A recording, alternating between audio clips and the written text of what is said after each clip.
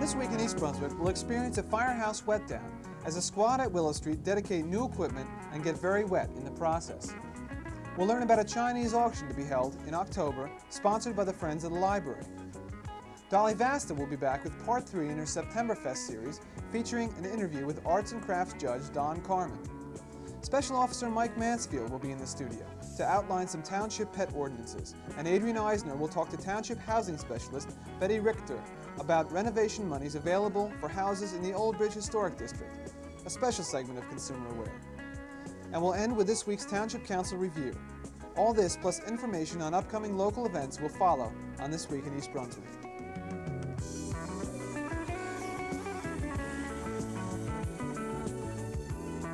We're putting on our best down here in the Old Bridge Historic District.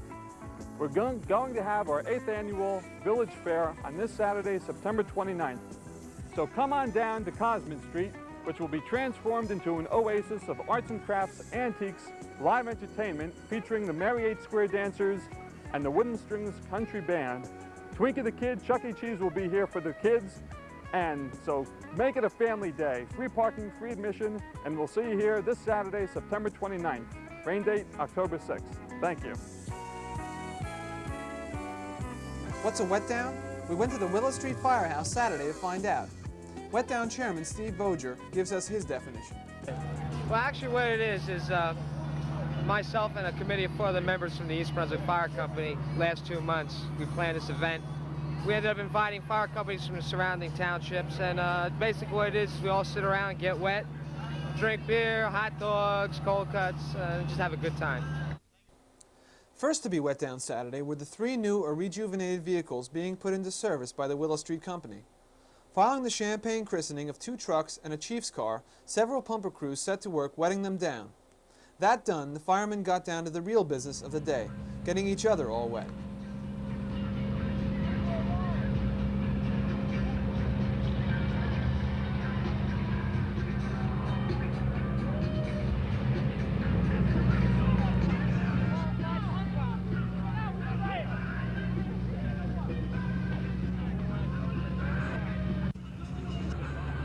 In the midst of all this, we asked Chief Tony Alexander to describe his new vehicles. We've got Car 808, that's a 1984 Ford Victoria, LTD Crown Victoria right in front of us here. That unit's assigned to me for response to alarms from my house. The second unit being dedicated is 802, which is an emergency attack vehicle based here at the Willow Street Firehouse. That's a 1984 Emergency 1 mini pumper. And that's used as a quick attack, get a quick crew out of here and get to the scene of the fire as fast as we can. The third unit being dedicated is a refurbished snorkel, one that we purchased about 12 years ago. Costs being what they are, rather than go out and spend $350,000 for a new piece, it's much more economical to refurbish it and extend its useful life equally as long as if we were to purchase a new one. And those are the 3 pieces that's being dedicated today. Are all 3 vehicles going to be used here at Willow Street Firehouse, or are they going to be spread throughout the township? Two will be based here at Willow Street. The truck 809, the snorkel truck. Oh, here we go again.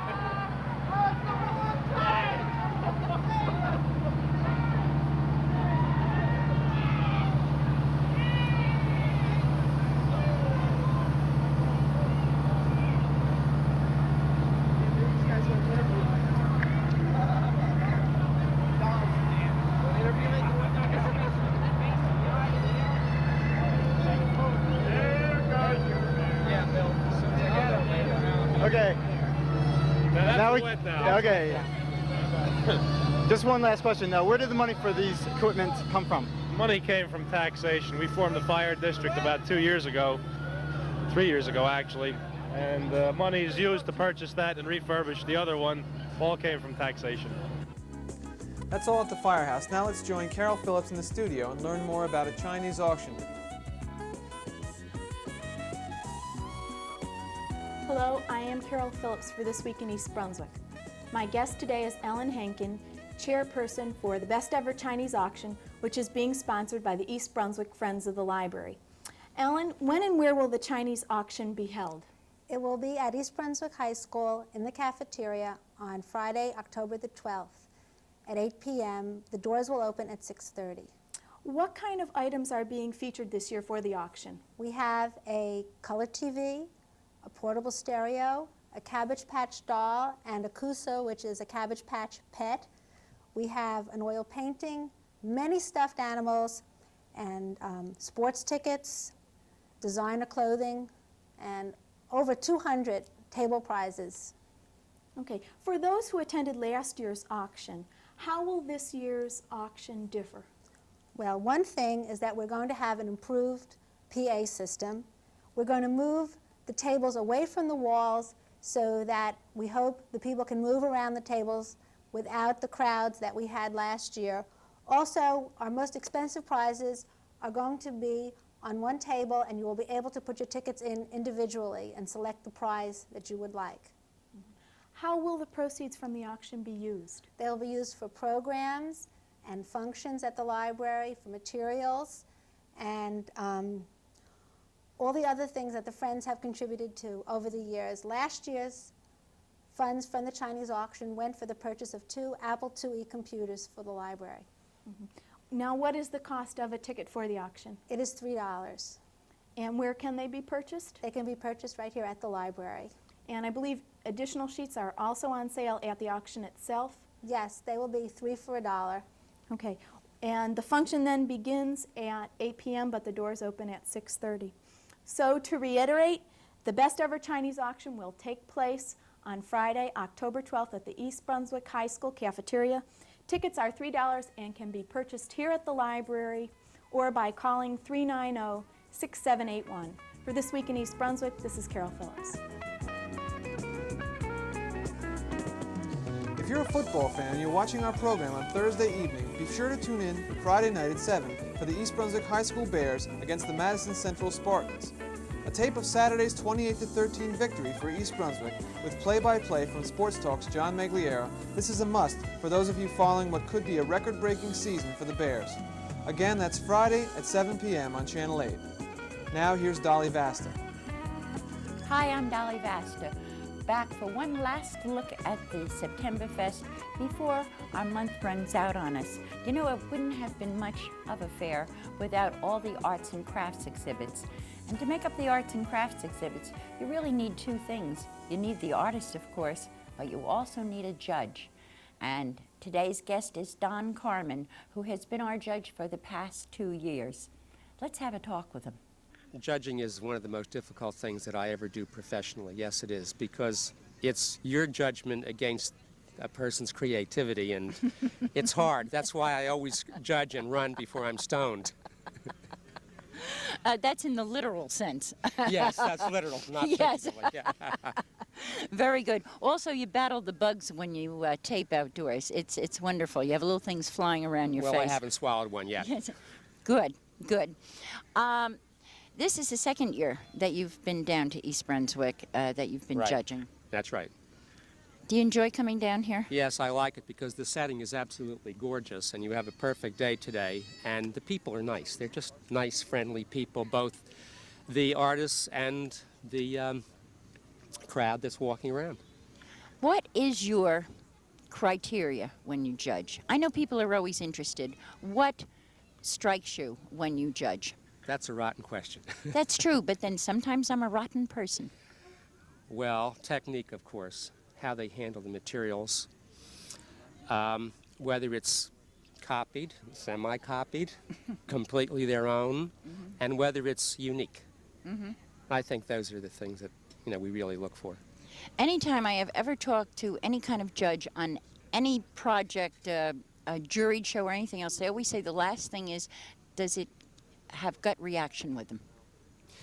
I think gut reaction is very important when you look at something. People like it or they don't like it, and they like it or not for a variety of reasons, all of which are very personal. But creativity has 3 things in it. It has form or shape, it has color, and then the last thing is human appeal, and that's what you're talking about. That's right. So everyone else could say it was absolutely horrendous, but if I said that I happen to like it as a person, then it's important. Then you should buy it and take it home. and take it home, right? Very good. Don, I know that you are busy and you have to get the rest of these awards, and I can't wait to get around to see who won them all because you haven't told me either. And I have to go over and introduce our guests, so I'll let you be on your way and I'm going on my way. And thank you. It was a pleasure to have you again with us this year. Thank you, Dolly. Well, I hope you all enjoyed this week's look back at the Septemberfest. And by the way, October's for Art's sake. We'll go into the Septemberfest a little more deeply. So watch for it on the October programming schedule. Now stay tuned for Mike Mansfield. Take care. How do you do? I'm Special Officer Mike Mansfield, East Brunswick Animal Control. I'd like to take a couple minutes of your time today to inform you of the ordinances, township ordinances in reference to dogs. We have a leash law requiring all dogs to be on a leash when they're off their property. We have a license law which requires all dogs to be licensed in the township, and the license is to be attached to the dog. We have a pooper scooper ordinance that requires that all dogs be curbed and cleaned up after when you're walking them. Having quite a bit of problems in school grounds and parks where people are not cleaning up after their animals and creating health problems and safety hazards for the children on our school grounds. If you have any questions about the township ordinances, you can call me at the East Brunswick Police Department. If you have any ideas on what you would like to see on this show, you may also reach me there at 390-6960. Please stay tuned for the next 3 or 4 weeks. We will be talking about diseases communicable to other animals and to humans with Dr. Brian S. Johnson of Cranberry Veterinary Hospital. Thank you. Hello, and welcome to Consumer Aware. I'm Adrienne Eisner of the East Brunswick Consumer Affairs Office. Today we are bringing our program to you in front of the East Brunswick Museum, which is located in our historic district. We're going to be talking about the Neighborhood Preservation Program. I have here as my guest Betty Richter, who is Housing Specialist for East Brunswick Township, and she'll be giving us some more information about the program. Betty, welcome to Consumer Aware. Thank you, Adrienne. Betty, can you tell us exactly what is involved in the preservation program in terms of its focus? What is the purpose? And what is the agency that is funding this? The Neighborhood Preservation Program is funded through the Department of Community Affairs, which is a state agency. And they select 10 or 12 municipalities and fund them in the neighborhood of $85,000 to $100,000 a year. They ask the municipalities to target a particular neighborhood within their municipality. Not a neighborhood that is really distressed, but a neighborhood which is perhaps showing signs of deterioration or just needs a little bit of focus in order to turn it around and make it a little more viable. We in East Brunswick targeted our neighborhood preservation program to the Old Bridge Historic District. Each municipality, when they are funded, develop programs to suit their own neighborhood needs, so that the program that East Brunswick develops could be very different from that developed in New Brunswick or in Highland Park or in any other community. It will be developed with input from the residents of the neighborhood that you are working in, and the idea is to encourage municipal government and the private sector to make an investment along with the state in this particular neighborhood. So in East Brunswick, the focus is going to be on the historic area. Yes. All right. What actually encompasses this neighborhood? Can you tell us what the boundaries are and a little bit of background information? How old is it and things of that kind? Okay.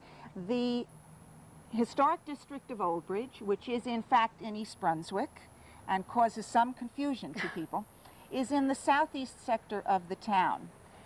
It's bordered by the South River and Route 18 and Old Bridge Turnpike generally. The main arterial roads that border or thread through it are the Old Bridge Turnpike, Main Street, River Road, and Matawan Road. It was first settled as far back as 1685. But most of the development that went on in this district occurred from the mid to the late 18th century, generally showing Victorian architecture. In 1977, it was made an historic district. It is on the state and national register. And it kind of brought a new focus and new interest down to this district. Has this affected the life of the residents who live here? Has it put more restrictions or more notice of the area? How does it affect people who live here? To be an historic district. It's a mixed blessing. It depends on whom you speak to. For some who are aware of the very precious resource that an historic district is, it's something that generates great pride. For others, it is rather an imposition because with the status of an historic district, you have additional responsibilities. Property owners are required to maintain and preserve those properties, and that means additional bureaucratic processes. If homeowners want to make any exterior changes to their homes, if they want to do new siding, if they want to put on an addition, if they want to put on a new roof, they have to come to the Historic Preservation Commission. For approval of some type? Right. They must review it and recommend what the appropriate modification is. Does not mean that modifications, exterior modifications, cannot be made.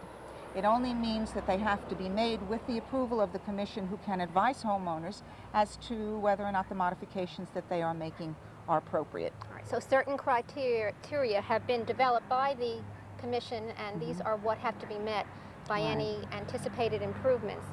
Let's talk about how the program functions. What are some of the parts of the program that are important?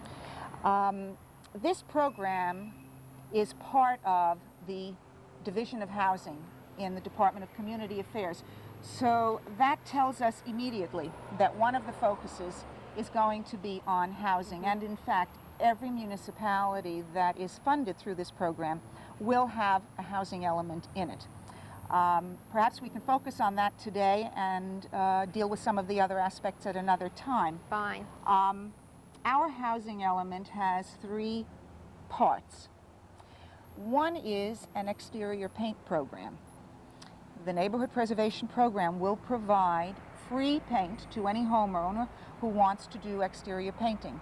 That can be on the house itself, it can be on outbuildings, fences, anything that is visible on the exterior of the property. The homeowner may then either do the labor himself or hire a contractor, but we will provide the paint. And there are no income qualifications for that.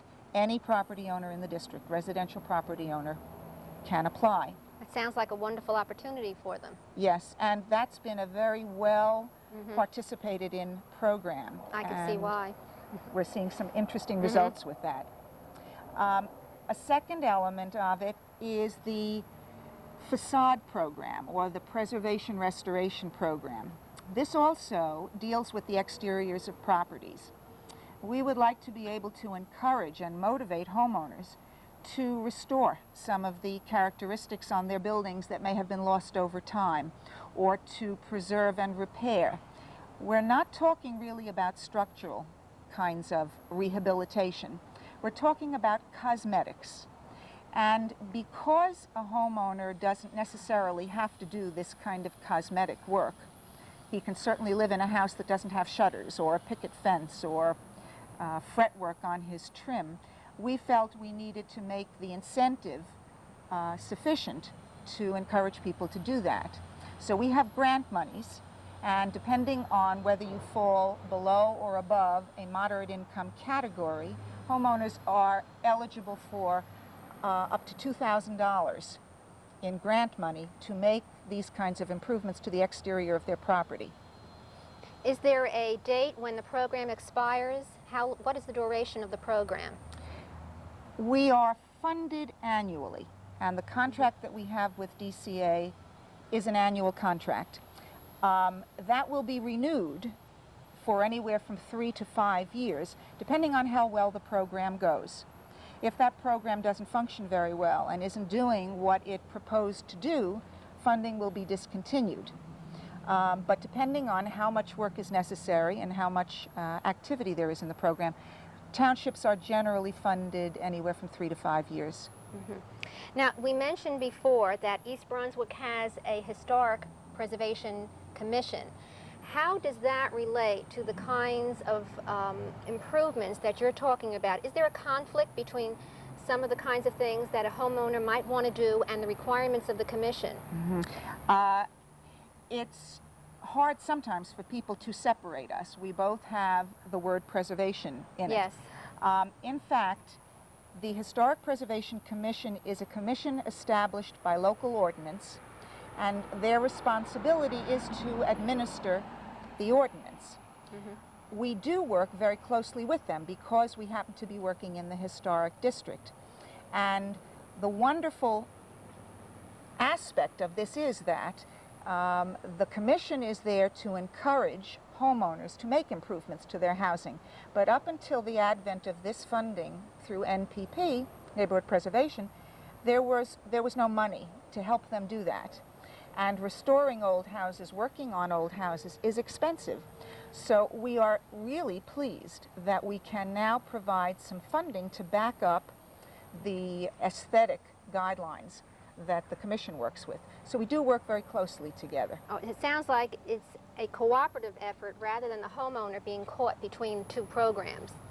We hope so, yes. Okay. What has been the reaction of the residents of the district to this date? The program was rather slow in starting. And in fact, as we approached this fall, and our program year runs from October to October, there was some concern as to whether or not we would be refunded because there had been very little participation, except in the paint program. The paint program marketed very well. Mm-hmm. The other programs were slow. We met with a group of residents from the district who are the basis of the neighborhood organization and shared our concerns with them. They were extremely helpful in giving us feedback as to perhaps why the program hadn't marketed more quickly and what we could do to improve that marketing. And I think they started getting the word out. We also got some coverage in the Sentinel newspaper, and apparently that's a very well-read publication. Yes. And since those two things, the Sentinel article and the meeting, I've been deluged with applications, and that's a wonderful problem to have. People have really been coming forth and wanting to use this money, which we want to give them. Now, if any of the people who are watching the program are interested in getting more information or participating, how can they reach you, Betty? You can reach me in my municipal building office at 390-6870. I also have office hours down here in the district at the museum. The number there is 257-1508. I'm here the equivalent of 14 hours a week, but my hours are broken up so that I'm here Monday evenings from 4 to 8, Tuesday mornings from 9 to 12, and Wednesday and Thursday afternoons from 1 to 5. Generally, I'm out in the field, interviewing homeowners, taking applications, but I'll be in the district during those hours, so I can be reached there. All right. Betty, I hope that sometime in the future you can return and perhaps we can walk through the neighborhood and see the results of the program and some of the changes and improvements that have been made. Mm-hmm. It's been a pleasure having you with us today on Consumer Aware, and I thank you very much for coming. Thank you, Adrian.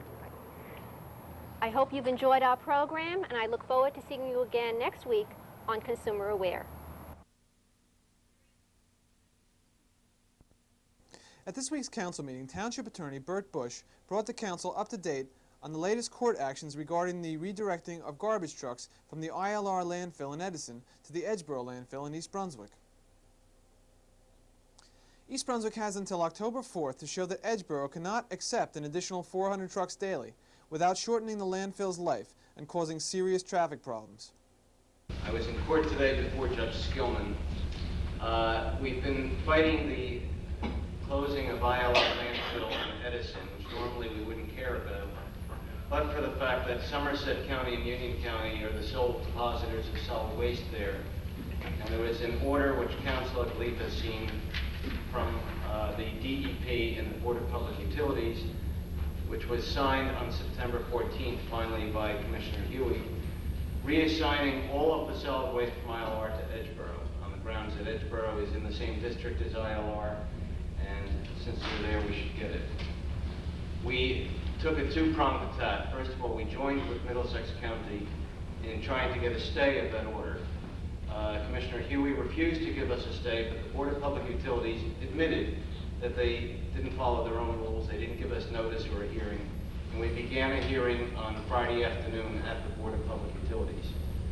We put in evidence from Edgeboro's own operators and manager, Mr. Whitman, who said that they had already doubled the intake of garbage trucks just in the last 4 months on the closing of Global and Oldbridge, and that where they had been accommodating approximately 350 trucks a day, they're now up to about 697, roughly double. If ILR trucks wind up in East Brunswick, it'll be a triple number. It'll be another 350.